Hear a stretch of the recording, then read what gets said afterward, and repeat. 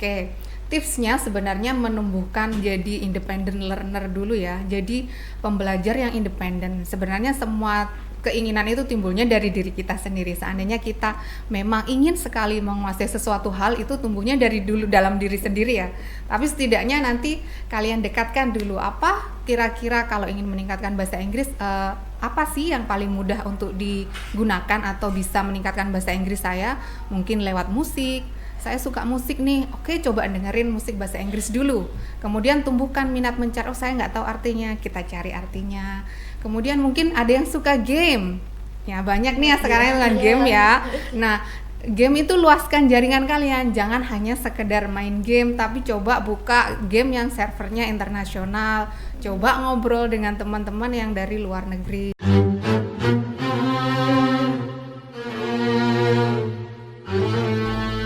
Assalamualaikum warahmatullahi wabarakatuh. Kembali lagi di obrolan Marwa, Madrasah Ramadan Istimewa bersama saya Nasa Izatun dan rekan saya Agni Reski Agina. Nah, sekarang kita sudah memasuki Ramadan hari ke-18 nih. Kita juga kedatangan narasumber salah satu guru bahasa Inggris di MAN 1 Banyuwangi. Karena topik kita kali ini adalah gimana sih seberapa penting belajar bahasa Inggris di zaman sekarang. Oke, langsung saja mari kita sambut narasumber kita hari ini, Bu Pulida Laili Wulandari. Halo anak-anak, gimana Sa? Gimana kabarnya? Waalaikumsalam warahmatullahi. Alhamdulillah baik. Ibu sendiri gimana? Alhamdulillah baik. Kuat nih puasanya nih. Alhamdulillah. Sampai sudah hari ke-18 ya. Betul. Oke, jadi kita kan hari ini mau membahas tentang bahasa Inggris nih Bu. Ya. Kalau boleh tahu dulu Ibu ambilnya juga jurusan bahasa Inggris di kuliah mana mungkin? Oh iya, dulu saya ngambilnya pertama itu ngambil D3 dulu, jadi tidak langsung S1, D3 bahasa Inggris pada waktu itu ya. Kemudian lanjut di S1-nya ngambil pendidikan bahasa Inggris, jadi memang bukan sastra tapi ambil pendidikan bahasa Inggris gitu. Ibu Lida ini minat bahasa Inggris tuh dari kecil apa baru SMP atau SMA-nya? Minat bahasa Inggrisnya dari kecil atau dari SMA ya? Sebenarnya kadang-kadang jalan hidup kita itu berbeda dari cita-cita kita ya. Mungkin saya termasuk salah satu orang yang seperti itu. Dari SMP itu memang sudah ikutan kursus bahasa Inggris, kemudian memang suka dengerin lagu-lagu bahasa Inggris, suka belajar vocab-vocab bahasa Inggris, tapi tidak yang minat sekali dengan bahasa Inggris, itu tidak. Ternyata ketika sudah lulus SMA, mengambil kuliahnya yang keterima waktu itu bahasa Inggris. Akhirnya ya ambil bahasa Inggrisnya seperti itu. Oke Bu, langsung kita masuk ke pertanyaannya Bu. Oke. Sebagai seorang guru, menurut Ibu seberapa penting sih penguasaan bahasa Inggris bagi pelajar saat ini, khususnya siswa madrasah di tengah perkembangan teknologi dan globalisasi?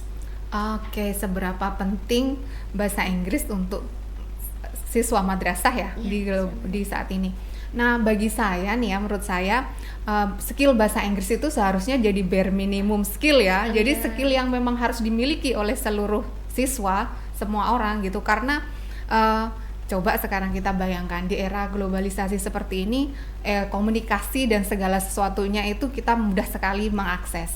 Pergaulannya dengan kalian kan tidak hanya sekedar di sekolah, tidak hanya dengan teman di lingkungan kalian, tetapi bisa dengan pergaulan dengan orang-orang internasional dari negara lain yang otomatis tentunya kita membutuhkan bahasa Inggris untuk berkomunikasi. Itu yang pertama. Kemudian yang kedua, dengan persaingan yang ketat karena dari orang luar negeri pun juga akhirnya mempunyai kesempatan yang sama untuk mendapatkan pekerjaan, pendidikan. Akhirnya ya kita saingannya dengan mereka yang juga menguasai bahasa, terutama bahasa Inggris. Kan bahasa Inggris tidak selalu harus bahasa Inggris ya penguasaannya, tetapi bahasa Inggris setidaknya jadi kemampuan dasar yang harus dimiliki. Miss, banyak yang ngerasa kalau misalnya belajar bahasa Inggris itu sulit banget. Kayak mereka tuh bingung mulainya dari mana. Terus mereka juga bingung kadang ini harus dipraktekin gimana. Itu kira-kira ada nggak dari Miss tips yang paling ampuh biar kita nggak mudah menyerah? Oke. Tipsnya sebenarnya menumbuhkan jadi independent learner dulu ya. Jadi pembelajar yang independen. Sebenarnya semua keinginan itu timbulnya dari diri kita sendiri. Seandainya kita memang ingin sekali menguasai sesuatu hal, itu tumbuhnya dari dulu dalam diri sendiri ya. Tapi setidaknya nanti kalian dekatkan dulu, apa kira-kira kalau ingin meningkatkan bahasa Inggris, apa sih yang paling mudah untuk digunakan atau bisa meningkatkan bahasa Inggris saya? Mungkin lewat musik. Saya suka musik nih, oke, coba dengerin musik bahasa Inggris dulu. Kemudian tumbuhkan minat mencari, saya nggak tahu artinya, kita cari artinya. Kemudian mungkin ada yang suka game, ya banyak nih ya sekarang dengan game ya. Nah, game itu luaskan jaringan kalian, jangan hanya sekedar main game, tapi coba buka game yang servernya internasional, coba ngobrol dengan teman-teman yang dari luar negeri. Itu sudah melatih bahasa Inggris kalian. Jadi dari hal yang disukai dulu, kemudian minat belajarnya ditumbuhkan menjadi mencari hal yang lebih sulit. Akhirnya dari step-step. Dan jangan lupa, karena bahasa itu skill ya. Jadi harusnya kalau skill itu kalau tidak diasah tiap hari, otomatis skillnya juga berkurang. Kalau boleh tahu dulu Miss, minat dalam bahasa Inggris itu dari apa? Saya dulu suka, zaman dulu itu internet kan tidak seperti sekarang, tapi saya termasuk orang yang paling suka menggunakan internet. Saya dulu suka chatting dengan orang-orang luar negeri. Teman saya zaman dulu itu sudah banyak dari orang luar negeri ya, jadi sampai sekarang pun saya masih punya teman chatting yang memang tidak pernah ketemu secara langsung, tetapi secara konstan kadangkala masih mau berhubungan dengan saya. Itu dari sosial media? Iya, dari sosial media awalnya. Dulu kelihatan itu tua banget ya. Kalau sekarang kan ada WhatsApp, ada Instagram dan sebagainya, ada TikTok untuk berhubungan. Zaman dulu, zamannya saya itu masih ada namanya MIRC. Itu kayak chat untuk dunia internasional ya. Waktu itu saya udah senang banget ngobrol dengan orang luar negeri dari waktu itu ya. Itu tumbuh hanya sekedar untuk meningkatkan keinginan kita untuk speakingnya dulu ya. Jadi seperti itu. Kelihatan kalau tua sudah. Oke, dalam pengalaman Ibu mengajar, manfaat nyata apa yang paling sering dirasakan siswa yang mulai serius belajar bahasa Inggris, baik untuk akademik maupun masa depan mereka? Tentu seperti ini ya. Mungkin banyak yang kita seharusnya tidak usah belajar bahasa Inggris, toh nanti saya mengambilnya bukan jurusan bahasa Inggris. Ternyata tidak seperti itu. Bayangkan aja, nanti kalian bahasa Inggris kan biasanya adalah mapel wajib ya, jadi nanti pasti dapat tuh SKS untuk bahasa Inggris tetap ada, walaupun mungkin hanya 2 SKS dan sebagainya. Kemudian ternyata waktu di kuliah itu nanti kalian akan mengerjakan skripsi. Nah, untuk mengajukan skripsi itu ada beberapa part yang harus dalam bentuk dalam bahasa Inggris. Misalnya abstraknya harus dirubah dalam bahasa Inggris. Kemudian ketika mau mendaftar untuk ujian ujian tes skripsinya itu pasti biasanya diminta oleh kampus untuk tes TOEFL.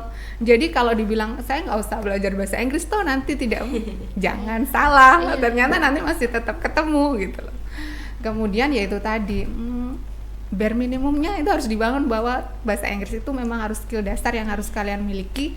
Selain skill kalian, misalnya kalian jadi dokter, ingin jadi apapun, bahasa itu adalah skill yang bisa menjadikan skill utama kalian menjadi lebih kuat itu. Tapi kalau dari saya pribadi, saya ngerasa susah belajar bahasa Inggris itu kalau itu ada verb 3. Bingung. Iya, memang betul. Terutama kan di dalam grammarnya kita atau di bahasa kita kan tidak ada merubah kata kerja menjadi kata kerja bentuk past tense ya, dalam lampau. Atau kalau dalam bahasa Inggris ataupun bahasa Arab kan ada perubahan waktu. Kalau di bahasa Indonesia kan hanya kemarin. Kalau bahasa Inggris kan harus dirubah. Memang agak sedikit tricky ya, karena harus menghafalkan kata kerja yang reguler maupun yang irregulernya. Harus dihafalin mau nggak mau ya. Memang susah banget kalau yang verb 3 itu kadang bingung, ini gimana sih? Bingung banget, apalagi kalau sudah yang abstrak kayak yang spoken itu. Iya. Betul.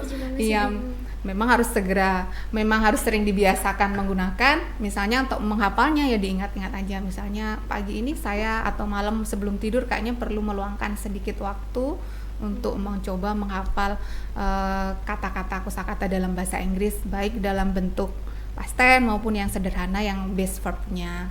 Kalau menurut Miss, pas belajar bahasa Inggris itu mending kita belajar tentang rumusnya, kayak urutan subjek, objek gitunya, apa ngafalin kosakatanya dulu? Nah, ada yang namanya istilahnya kayak frase atau sekedar ucapan-ucapan singkat. Nah, kalau saya lebih menyarankan kita supaya lebih luas kosakatanya memang harus terpaksa menghafalkan kosakata. Tetapi secara minimal paling tidak kita penguasaan pengucapan kalimat-kalimat yang sederhana itu yang harus dihafalkan terlebih dahulu. Kayak conversation yang basic ya, basic conversation, percakapan yang secara sering kita gunakan, yang paling basic itulah, yang basic itu yang lebih kita gunakan dulu, karena memang nanti dalam penguasaannya kan kita lebih aktif dalam bahasa speaking Inggrisnya ya, bukan tertulis, kecuali kalau kalian nanti jadi peneliti memang lebih ke arah penulisannya, bukan ke arah speakingnya. Tapi setidaknya harusnya speaking maupun writingnya sama-sama harus berjalan, lebih bagus seperti itu kan, karena kalau peneliti satunya juga harus bisa menyampaikan ide dan gagasannya kan ya dalam bahasa Inggris. Kadang memang ada yang seimbang, nggak seimbang, kayak lebih ke pengucapan daripada penulisan, kadang sebaliknya juga. Nah, Miss, di bulan Ramadan ini biasanya kan kita harus benar-benar menghemat energi nih ya, karena ya juga menahan lapar, menahan gejalanya sih, menahan amarah. Betul. Nah, tips dari Miss Lida nih, gimana sih caranya biar kita tetap konsisten belajar bahasa Inggris tanpa harus mengganggu ibadah puasa kita? Kayaknya kalau belajar itu bukan hal yang gangguan ya, karena belajar itu maksudnya istilahnya itu bukan gangguan, hal yang mengganggu dalam melaksanakan ibadah kita. Silahkan kalian punya target waktu, atau misalnya memang kalian punya target mau meningkatkan skill apa dalam bulan Ramadan ini. Kayaknya saya perlu mau meningkatkan skill speaking saya, paling nggak skill basicnya dalam bahasa Inggris. Silahkan luangkan waktu, beri waktu dalam 1 bulan itu kalian pengen bisa sampai mana. Kemudian dibuat jadwal, hari ini saya ingin menguasai misalnya tadi past tense-nya aja, mungkin 2 kalimat atau berapa kalimat. Jadi terjadwal. Kalau kalian punya journaling atau sudah melakukan hal itu ya, jadwalnya tersusun rapi, apa yang mau dilakukan dan mana yang diprioritas, skala prioritasnya. Saya percaya itu nanti lebih mudah ya buat kalian. Itu Miss, kalau kan menurut saya kan bahasa Inggris kan termasuk yang susah ya. Kalau menurut Miss, sebagai pengalaman yang sudah berpengalaman, sudah menguasai bahasa Inggris tuh, menurut Miss udah merasa menguasai itu pas kapan? Pas kapan sudah merasa? Kayaknya sekarang pun kalau dibilang menguasai juga belum ya, karena memang kondisi lingkungan kita yang tidak memungkinkan untuk selalu berkomunikasi dalam bahasa Inggris.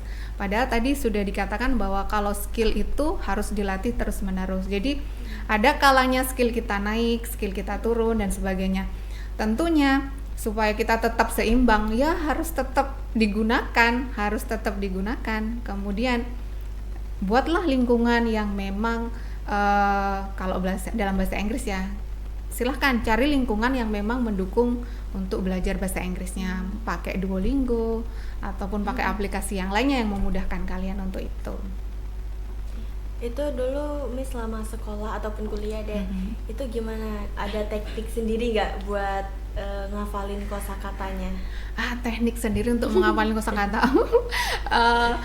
Secara khusus saya tidak pernah menghafalkan kosakata, tapi mungkin karena saya suka dengan beberapa lagu, kemudian karena dari hal kecintaan kita ingin tahu, rasa ingin tahu kita, curiosity kita itu akhirnya menuntun kita mencari tahu lebih banyak. Dari situlah awal kan semua pembelajar dari situ kan. Saya tidak tahu ini, mau cari tahu, oh ternyata seperti ini, cari tahu lagi lebih, dari situlah. Ini sedikit cerita ya, dosen saya itu pernah, saya selalu melihat beliau, ini beliau memang master sekali. Beliau itu ingin sekali penguasaan bahasa Inggrisnya bagus. Dia selalu membawa kamus bahasa Inggris itu dimanapun dan dihafalin. Saya selalu melihat beliau itu memegang kamus dan menghafalkan kosakatanya. Segitunya, kalau saya tidak sampai seperti itu ya silakan. Bagi kalian yang memang ingin menguasai sesuatu hal, apapun itu, baik bahasa Inggris, ya tanamkan pada diri kalian, oh saya benar-benar ingin, ya curahkan di hati kalian untuk melakukan hal yang seperti itu. Ya, begitu, sampai segitunya. Misalnya kalian suka tentang pelajaran apapun itu, pastinya kalau sudah suka kan rasa ingin tahu untuk mencari tahunya jauh lebih besar daripada yang sekedar ini kepaksa melakukannya.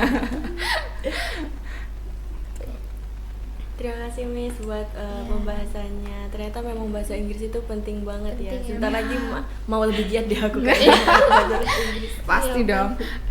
Terus ini juga dong, paling enggak jangan menertawakan teman-teman yang belajar. Jadi itu buat lingkungan itu kan. Kadang kalau misalnya ada disuruh maju, ayo maju ke depan buat ngomong Inggris atau gimana, itu tuh benar-benar malu. Kadang apalagi kalau misalnya guru udah bilang saya tunjuk ya.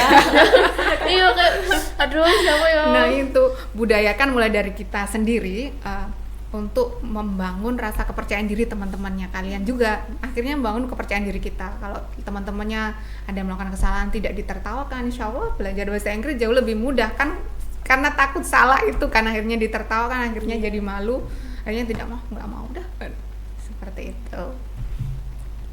Memang. Oke, kita cukupkan sekian. Itu dia tadi motivasi yang diberikan oleh Miss Wulida, seberapa pentingnya bahasa Inggris di zaman sekarang ya teman-teman. Setelah nonton podcast ini, semoga kalian bisa lebih rajin belajar bahasa Inggrisnya dan lebih bisa menguasai bahasa Inggris. Oke, terima kasih sudah menonton sampai akhir ya. Jangan lupa untuk like, comment, dan subscribe. Wassalamualaikum warahmatullahi wabarakatuh.